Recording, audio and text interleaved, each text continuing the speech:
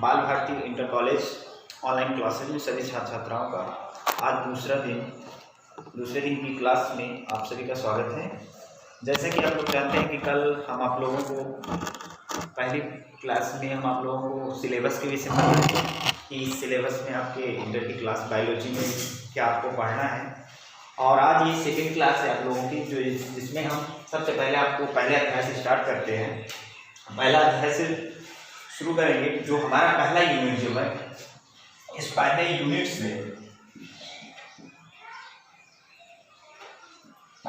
से जो 4 चैप्टर है, पहला चैप्टर जो हमारा है जनन है, जिसमें कहा गया जीवों का जनन। दूसरा है पुष्पी पादप में लैंगिक जनन। तीसरा है मानव जनन। चौथा जो है जनन स्वास्थ्य। इस 4 चैप्टर से हमारा टोटल 18 नंबर का क्वेश्चन आएगा एग्जाम में। तो फर्स्ट यूनिट में हमारा जो है जनन है। इस जनन को हम इंग्लिश में रिप्रोडक्शन कहते हैं। रिप्रोडक्शन कहते हैं पहले यूनिट। इस पहले यूनिट के अंतर्गत हम पहला अध्याय पढ़ेंगे जीवों में जनन। जीवों में जनन कह सकते हैं रिप्रोडक्शन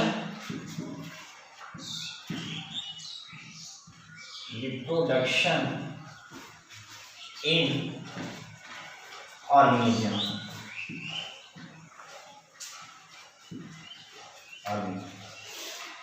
जैसा कि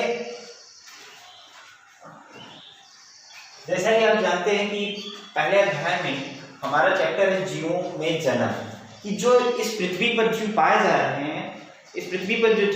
रहे हैं उनमें जनन होता कैसे है और ये जनन क्यों आवश्यक है। तो सर्वप्रथम सबसे पहली पॉइंट है इस चैप्टर का, पहला पॉइंट है हमारा जीवन अवधि,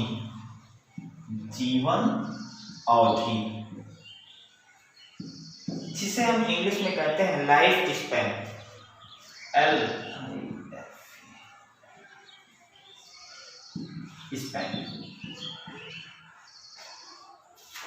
पहली हेडिंग हमारी है जीवन अवधि।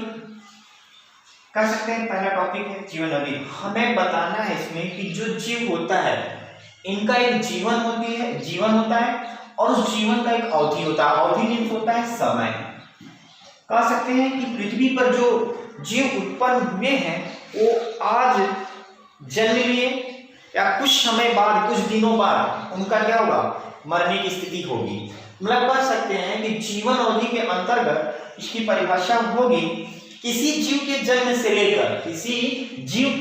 से लेकर प्राकृतिक मृत्यु के समय को जीव का जीवन अवधि कहते हैं। मतलब सिंपल भाषा में कह सकते हैं कि कोई जीव जन्म लेगा, उसका मृत्यु डिपेंड होगा प्राकृतिक के ऊपर। जैसे एग्जांपल वाले लेते हैं, जैसे मान लीजिए 1995 में कोई व्यक्ति जन्म ले रहा है, उसके मरने की स्थिति उसकी 2020 है। अब इसके बीच का जो समय है, इसके 1995 और 2020 के बीच का जो समय है वही हमारा जीवन अवधि कहलाता है। मतलब कह सकते हैं किसी जीव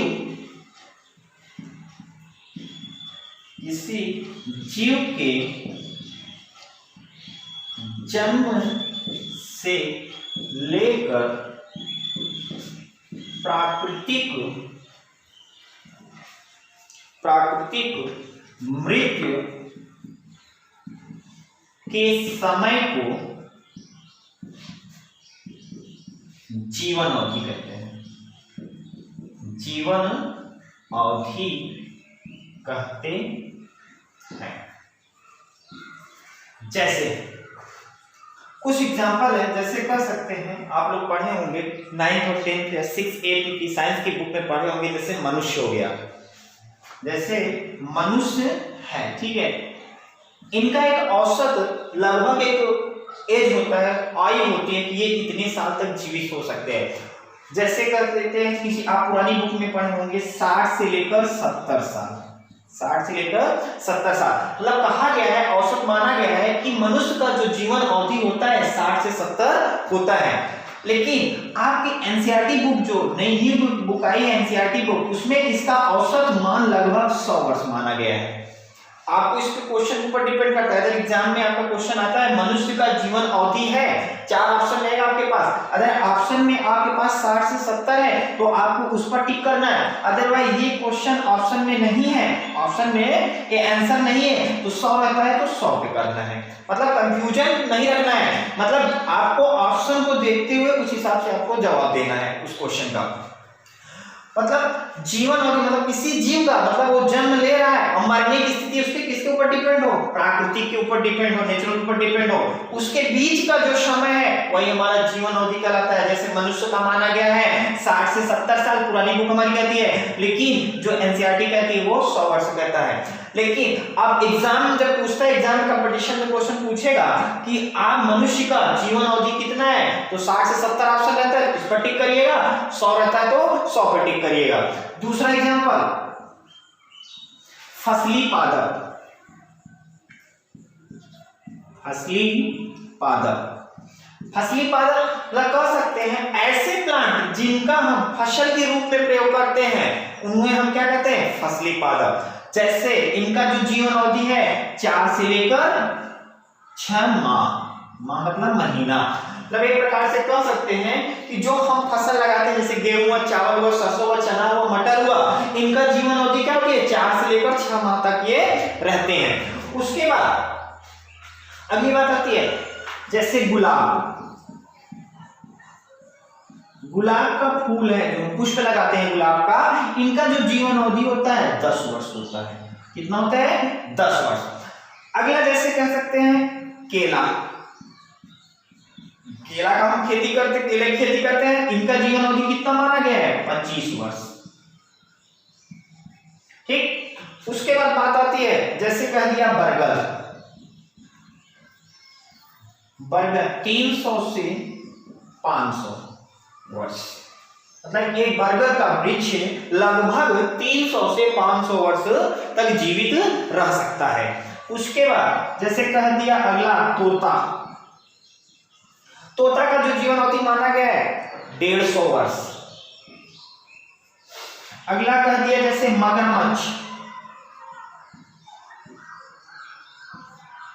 मगरमच्छ का जीवन अवधि कितना माना गया है 55। जैसे कह दिया व्हेल मछली का कितना 40। हाथी कह दिया, हाथी का 75। ठीक। इसी तरह जीवन अवधि हर जंतुओं का माना गया है। अब जैसे ले लीजिए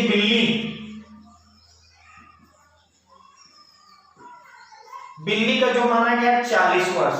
उसके बाद ले लीजिए घोड़ा का माना गया है 50 वर्ष। उसके बाद ले लीजिए गाय का जो माना गया है 26 वर्ष। उसके बाद ले लीजिए कौवा का जो माना गया है 15 वर्ष। ऐसे करते करते हर जंतुओं का एक जीवन अवधि होती है कि यह जंतु जब जन्म लेगा उनका लगभग वो इतने वर्ष तक वो जीवित रह सकते हैं। कुछ कंफर्म नहीं, इससे ज्यादा भी हो सकते हैं, इससे कम भी हो सकते हैं, लेकिन लगभग जो साइंस ने माना है लगभग ये इतने वर्ष तक ये जीवित रह सकते हैं। तो फिर से हम बताना चाहते हैं कि जीवन अवधि मतलब लाइफ स्पैन, मतलब जो समय होता है किसी जीव का, मतलब सिंपल भाषा में समझिएगा कि मतलब जन्म से लेकर प्राकृतिक मृत्यु के बीच का जो समय होता है वह जीवन अवधि कहलाता है। जैसे एग्जाम्पल फॉर मनुष्य 60 से 70 भी हो सकता है और उसमें 100 वर्ष भी हो सकता है। ठीक है, ये आपको ऑप्शन पर डिपेंड करेगा, ऑप्शन जैसे मिलेगा उसके साथ आपको टिक करना है। फसली पादप होते हैं 4 से 6 माह तक, गुलाब 10 वर्ष, केला 25 वर्ष, बरगद 300 से 500 वर्ष, ये इतने साल तक जीवित रह सकते हैं। अब बात आती है कि इतने वर्ष तक जीवित रह सकते हैं कैसे? जब इनमें जन्म की क्रिया होगी तभी तो जीवित रहेंगे। जब इनमें जन्म का प्रोसेस होगा, जन्म मतलब होता है रिप्रोडक्शन, कि मतलब कि कोई जीव जन्म देगा, जब ये मरेंगे, सिंपल समझिएगा, जैसे मान लीजिए मनुष्य है, अगर मनुष्य एक नया संतान उत्पन्न करेगा तभी तो उसका नया जीवन अवधि चलेगा। अगर भाई ये 70 साल पे मर गया तो इसका पिछले साइड इसका कोई संतति होगा तभी तो आगे अपना जीवन चलाएगा, अपने जाति और अपनी प्रजाति को आगे तभी ले जाएगा। ना कह सकते हैं जब नर और मादा का फर्टिलाइजेशन हो जाता है तो एक नए जीव की उत्पत्ति होती है, तो जिससे उसका आगे का क्या होता है, आगे का उसका जीवन अच्छे से चलता है।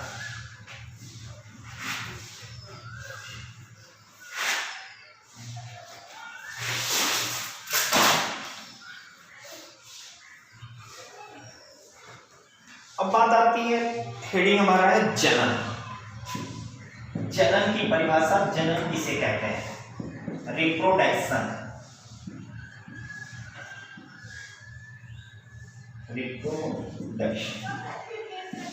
रिप्रोडक्शन का अर्थ होता है अपने समान संतान उत्पन्न करना, जनन कहलाता है।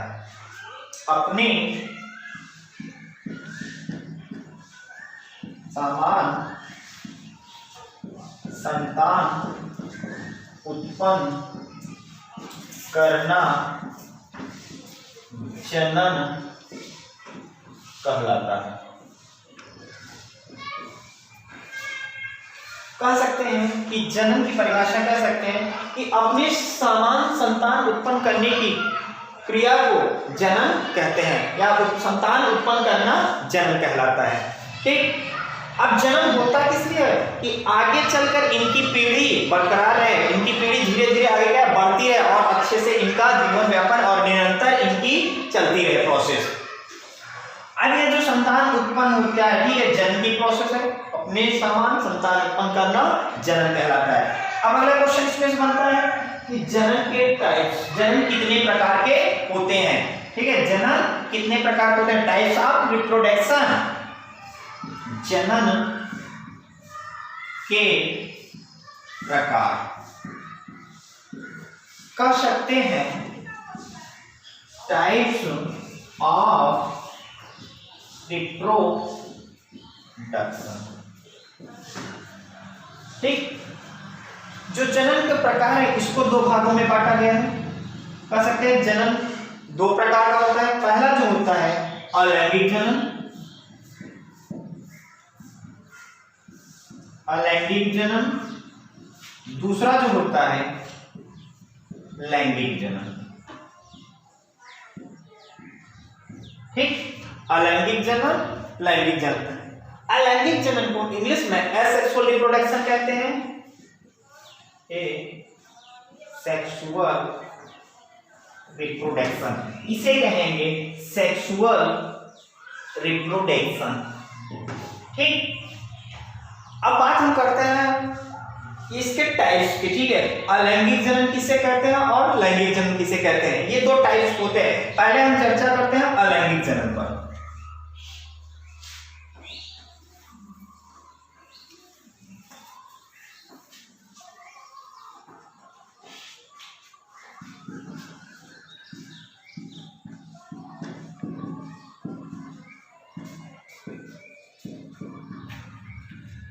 अलैंगिक जनन, सर्वप्रथम हम कह सकते हैं इसमें सिर्फ एक जनन की आवश्यकता पड़ती है। सिर्फ इसमें एक जनन की आवश्यकता पड़ती है।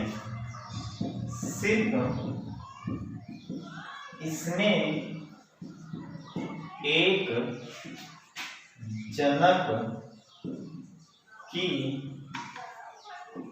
आवश्यकता पड़ती है। ठीक, ना इसमें कोई नर रहेगा ना मादा, सिर्फ मादा हो सकता है। मतलब कह सकते हैं सिर्फ इसमें एक जनक की आवश्यकता होती है, आवश्यकता पड़ती है। दूसरी बात, जो इसमें जनक होगा, जैसे मान लीजिए एग्जांपल ले लीजिए, कोई एक जीव है, ठीक है, इसे हम क्या मानेंगे? जनक। ठीक है, पेरेंट्स। अब इनसे जो जीव उत्पन्न होगा, इनसे जो जीव उत्पन्न होगा हूबहू कॉपी होगा। लगा सकते हैं कोई एक जीव जैसे इसमें ऐसे दिख रहा है, उसी तरह इसके जो संतान उत्पन्न होंगे उसी तरह वो संतान उत्पन्न होंगे। उनसे जो संतान उत्पन्न होंगे सेम हूबहू जो संतान उत्पन्न होंगे वो क्लोन कहलाएंगे।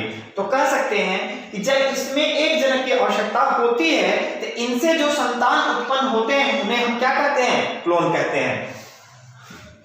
दूसरी बात, इनसे जो संतान उत्पन्न होता है उसे क्लोन कहते हैं। ठीक, मतलब एग्जाम्पल समझिएगा कि मतलब कोई एक जनक है, उसका जैसे मान लीजिए जनक सेम एकदम कॉपी उनके संतान भी होंगे। ये जो इनके संतान बन रहे हैं, जैसे इनका पेरेंट्स होगा, मतलब जैसे इनके पिताजी रहेंगे वैसे ही इनके बच्चे होंगे। ठीक है, तो मतलब कह सकते हैं अलैंगिक जन्म में इनमें दो सदस्यों की आवश्यकता नहीं होती है, इनमें सिर्फ एक कोई जनक रहेगा, उनसे हूबहू जो उनका संतान बनेगा उसे हम क्या कहेंगे, क्लोन कहेंगे। ये बात है अलैंगिक जन्म की। इस अलैंगिक जन्म की कितनी बात है। अब बात आती है अलैंगिक जन्म के प्रकार। पहले हम लैंगिक जन्म समझ लेते हैं, फिर उसके बाद अगले टॉपिक में अलैंगिक जन्म के प्रकार बताएंगे।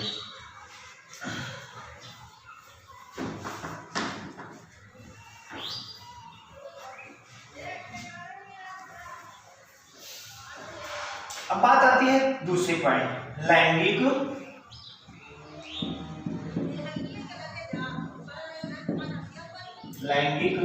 जन्म, कह सकते हैं सेक्सुअल रिप्रोडक्शन। ठीक, अब जैसे उसमें आपने देखा नाम लिखा होगा अलैंगिक, उसी का जस्ट अपोजिट। अलैंगिक मतलब इसमें कोई लिंग की आवश्यकता नहीं है और इसमें क्या है, लिंग की आवश्यकता है। तो मतलब कह सकते हैं इसमें दो जनकों की आवश्यकता होती है,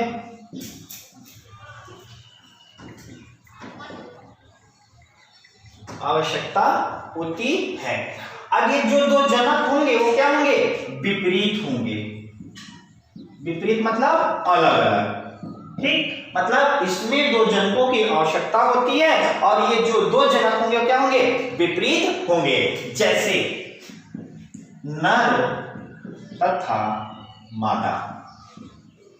ठीक, नर तथा मादा, नर को हम मेल बोलते हैं, मादा को हम फीमेल बोलते हैं। ठीक, अब बात आती है कि जो नर होता है ये भी एक क्या है, अलग है, और मादा भी क्या है, अलग। तो कहा गया है इसमें दो जनकों की आवश्यकता होती है। जनक मतलब पेरेंट्स, ये क्या है, हमारे जनक हैं, मतलब पेरेंट्स हैं, मतलब क्या है, विपरीत है, एक हमारा नर है और एक हमारा मादा है। अब इनमें क्या होता है, नर में नर युग्मक का निर्माण होता है, नर में नर युग्मक का निर्माण होगा और मादा में मादा युग्मक का निर्माण होगा। नर में नर युग्मक का निर्माण होगा और मादा में मादा युग्मक का निर्माण होता है। उसके बाद नर में शुक्राणु, इसी नर युग्मक से शुक्राणु बनते हैं और मादा में अंडाणु का निर्माण होता है।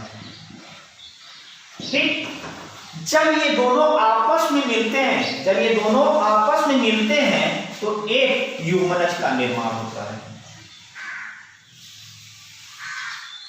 क्या बनता है, युग्मनज का निर्माण होता है, जिसे हम क्या कर सकते हैं, एक नए शिशु का निर्माण हो रहा है। इंग्लिश में इसे बोलते हैं जाइगोट। ठीक, एक क्या है, नए शिशु का निर्माण हो रहा है, नए शिशु का निर्माण हो रहा है। अब बात समझिएगा, जब नर तथा मादा का फर्टिलाइजेशन होता है, जब ये दोनों आपस में मिलते हैं, निषेचन की क्रिया करते हैं, तो उनमें क्या है, नर में नर युग्मक और मादा में मादा युग्मक का निर्माण होता है। उसके बाद शुक्राणु और अंडाणु आपस में मिलकर युग्मनज का निर्माण करते हैं, फिर उसके बाद एक नए शिशु का विकास होता है। ठीक है, अब बात आती है इनके जो युग्मक होते हैं, जो नर में होता है और मादा में होता है, इनके क्या, जैसे अलैंगिक जन्म में आपने देखा कि उनका जो शिशु का निर्माण हो रहा है, जो पेरेंट्स से, जनक से शिशु का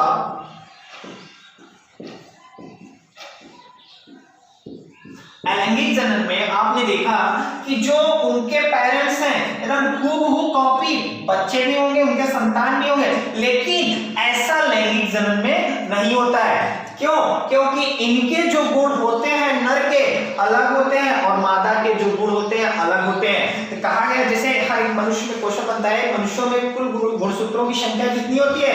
46 होती है। तो कुछ गुणसूत्र 23 इससे आते हैं और 23 इससे आते हैं। मतलब कह सकते हो नर के द्वारा 23 गुणसूत्र आते हैं, मादा के द्वारा 23 गुणसूत्र आते हैं। दोनों 23 गुण, जब गुण इस लक्षण, जो इनका लक्षण 23 इधर से आया, इनका लक्षण 23 इधर से आया, तो एक नए गुण का निर्माण हुआ, एक नए शिशु का निर्माण हुआ। यहाँ पे क्या 46 बनेगा, तो मतलब 23 लक्षण इधर से आया, 23 लक्षण इधर से आया, तो आपस में एक नए शिशु का निर्माण हुआ। तो ये अपने पेरेंट्स के स्वरूप नहीं रहेंगे, मतलब इनका जो विकास, इनका जो स्ट्रक्चर बनेगा पेरेंट्स से अलग बनेगा। ठीक, अब बात आएगा, अब जो 23 इधर से आ रहा है, 23 इधर से आ रहे, लक्षण आ रहे हैं, अब इधर से हुआ और इधर से हुआ। जैसे एक छोटा सा एग्जांपल ले लीजिए, कह सकते हो कि लाल पुष्प जो होता है और सफेद पुष्प को मिलाने पर कौन सा रंग बनेगा? गुलाबी। अब लाल का क्या है? लाल का लक्षण अलग दिख रहा है और सफेद का लक्षण अलग दिख रहा है। जब ये दोनों लक्षणों को आपस में मिलाया गया तो एक नए पुष्प का निर्माण हुआ, गुलाबी का। उसी तरह नर का लक्षण और मादा का लक्षण जब आपस में मिल जाता है तो एक नए लक्षणित बच्चे का जन्म होता है, शिशु का निर्माण होता है। अब बात आती है कि बच्चा, जो शिशु का निर्माण हो रहा है, वो किसके ऊपर डिपेंड कर रहा है? जो स्ट्रक्चर, ये बॉडी का स्ट्रक्चर बन रहा है, किसके ऊपर डिपेंड कर रहा है? वो जाता है क्या? आधा लक्षण डीएनए को, आधा लक्षण नर के डीएनए पर और आधा लक्षण मादा के डीएनए पर। ठीक है, इनके डीएनए के कारण क्या होता है? जो हमारे बॉडी का स्ट्रक्चर बनता है, इस डीएनए के ऊपर जीन पाया जाता है, उसी जीन के कारण और इसी जीन के डीएनए के कारण हमारे बॉडी का बॉडी का स्ट्रक्चर तैयार होता है। और आज के लिए बस इतना ही। अब कल हम बात करेंगे अलैंगिक जन्म के टाइप्स के विषय में, उसके बाद फिर लैंगिक जन्म क्या होता है, और फर्स्ट पार्ट में आज इतना ही। ठीक है।